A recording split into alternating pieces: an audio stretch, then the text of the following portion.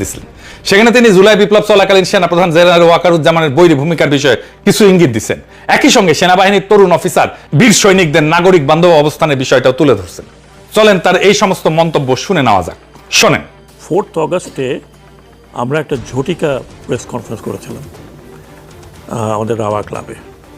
ওখানে আমাদের বেশ কয়েকজন বেশিরভাগই রিটায়ার্ড অফিসার ছিলেন। সেখানে আমাদের প্রাক্তন 2জন চিফ ছিলেন, একজন জেনারেল নুরুদ্দিন, ইকবাল করিম ভূঁইয়া। তো সেখানে আমরা কয়েকজন সেনাবাহিনীর প্রতি আহ্বান জানিয়েছিলাম যে, কারণ তার পরের দিন কিন্তু যেটা আমরা জানতে পেরেছিলাম যে সেনাবাহিনী উড গো ইন অ্যাকশন 5 তারিখে, এবং সেনাপ্রধানও কথাবার্তা বলেছেন। কিন্তু সেনাপ্রধান যেইভাবে তার কথা বলেছেন সেটা আমার কাছে মনে হলো যে he could not say what he wanted to say. তার যে অফিসাররাও, জুনিয়র অফিসাররাও বলতে পারেনি হোয়াট দে ওয়ান্টেড টু। আমি বহুদিন থেকে যখনই আমি হাসপাতালে কোনো কারণে গিয়েছি, ওখানে গিয়েছি, আমি সাধারণ সৈনিকদের যে মনের ভিতরে যাচ্ছিল তা জানতাম। তারা দেওয়ার ফ্লেভার গাস্টেড। আমাকে শুধু জিজ্ঞেস করতো যে, স্যার আমরা জীবনে ভোট দিতে পারবো কিনা, that was only question. That বলে, স্যার ওই 2008-এ ভোট দিয়েছে, তারপর তার কোনো ভোট দিতে পারিনি।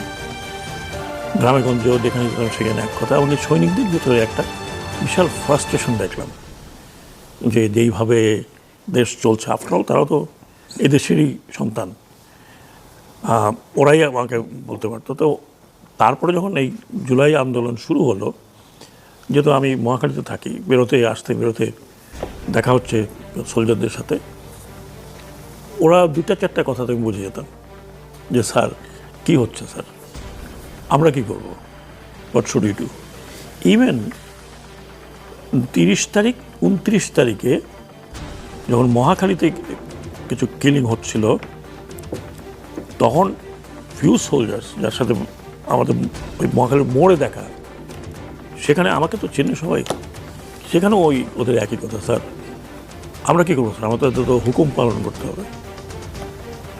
তো এইগুলো আমরা অবজার্ভ করেছি এবং দেখলাম। আমার কাছে যেটা মনে হয়েছিল, আমার কাছে না, আমরা যে কজন ছিলাম, যে সেনাবাহিনীকে যদি নামানো হয়, তাদেরকে কিছু কিছু জায়গায় করে থাকি, যদি ঢালাওভাবে আপনি আর্মিকে বলেন যে now you take over, police যা করেছে ইউ ডু ইট, আমি টোটালি এক ধরনের সেনগুইন ছিলাম যে আর্মিতে রিভোল্ট হয়ে যাবে, এবং সেনাবাহিনীতে যদি রিভোল্ট হতো তাহলে ইট উড হ্যাভ গন। শুনেছেন, বাস্তবে কিন্তু তাই ঘটছে। জুনিয়র অফিসার এবং দেশপ্রেমিক ধর্মপ্রাণ বীর সৈনিকদের শান্তিপূর্ণ বিদ্রোহের চাপে খুনি হাসিনা এবং ইন্ডিয়ার বাছাইকৃত তাদের পছন্দনীয় এবং অনুগত জেনারেলরা 36শে জুলাই পশ্চাদপসরণ করতে বাধ্য হয়েছিল। তাছাড়া 5ই আগস্টের জুলাই বিপ্লব বা 2024-এর গণ অভ্যুত্থান প্রাথমিকভাবে সাফল্য অর্জন করতে আরো কিছুদিন বিলম্ব ঘটত এবং অনেক বেশি প্রাণ বিসর্জন দিতে হতো। কিন্তু দুর্ভাগ্যজনকভাবে জুলাই বিপ্লব চূড়ান্তভাবে এখনো সফল না হওয়ার প্রধান কারণ হচ্ছে ইন্ডিয়ার এজেন্ট এবং ফ্যাসিস্ট হাসিনার 5টা জেনারেলগুলা ওয়াকারুজ্জামানের নেতৃত্বে এখনো বহাল তবিয়তে সশস্ত্র বাহিনীকে পরিচালনা এবং নিয়ন্ত্রণ করতেছে, কমান্ড করতেছে। এই গ্রুপটাই খুনি হাসিনার পতনের পর মুহূর্ত থেকে নয়া রাজনৈতিক বন্দোবস্তে ফ্যাসিস্ট আওয়ামী লীগকে অন্তর্ভুক্ত করতে সচেষ্ট ছিল এবং এখনো তারা খুবই সক্রিয় এবং তৎপর আছে। আর পেছন থেকে এদেরকে সর্বাত্মক সহযোগিতা করতেছে ইন্ডিয়ার সরকার, তাদের নিরাপত্তা গোয়েন্দা সংস্থাসমূহ এবং হিন্দুত্ববাদী ক্ষমতাসীন বিজেপি দল সহ সে দেশের প্রায় সব কয়টা পলিটিক্যাল পার্টি। এইবার আসেন ওয়াকারুজ্জামানের 2 ছায়াসঙ্গী 2 জেনারেলের অপকর্মের ফিরিস্তি আপনাদের শোনাই।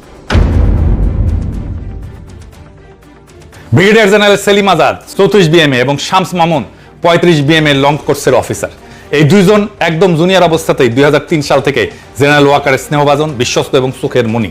সিলেট সেনানিবাসের প্রশিক্ষণ এবং সেন্টারে কর্মরত অবস্থায় এই 3 জনের মধ্যে একটা বোঝাপড়া গড়ে ওঠে। অবাক হওয়ার বিষয় হলো 2007 থেকে 2012 এই সময় এই 2 জনেই সেলিম আজাদ এবং শামস মামুন 1/11 অবৈধ সামরিক হস্তক্ষেপ পরবর্তী সময় সেনা হেডকোয়ার্টারের সামরিক সচিবের শাখায় পদাতিক বাহিনীর অফিসারদের নথিপত্র সংরক্ষণ, আওয়ামী অফিসারদের পুরস্কৃত করা এবং আওয়ামী লীগ না এরকম অফিসারদের অপেক্ষাকৃত খারাপ পোস্টিং এর বিষয়টা নিশ্চিত করতো। এই বিষয়টা আমরা পরে আসবো। এটার সাথে বিডিআর হত্যাকাণ্ডের সংশ্লিষ্টতা আছে, এরাও যুক্ত এটার সাথে। এই শাখায় তখন তারা সরাসরি তৎকালীন সামরিক সচিব মেজর জেনারেল রেজানুর রহমান খানের জুনিয়র সহকর্মী হিসেবে কাজ করত। রেজানুর রহমানকে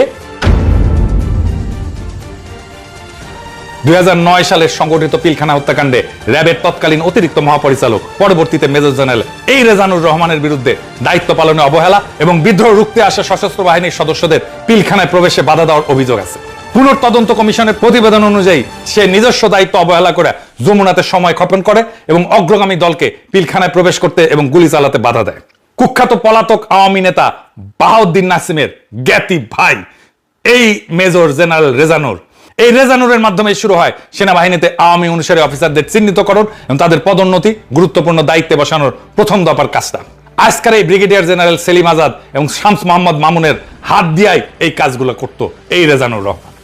ওয়াকারুজ্জামান যখন সামরিক বাহিনীর সচিবের গুরুত্বপূর্ণ পদটা পায় 2013 থেকে 2016 সাল, তখন তিনি 2014 জাতীয় সংসদ নির্বাচনের ঠিক আগের মুহূর্তে তার বিশ্বস্ত এই দুই অফিসারকে বদলি করে পুনরায় সামরিক সচিবের শাখায় নিয়ে আসে।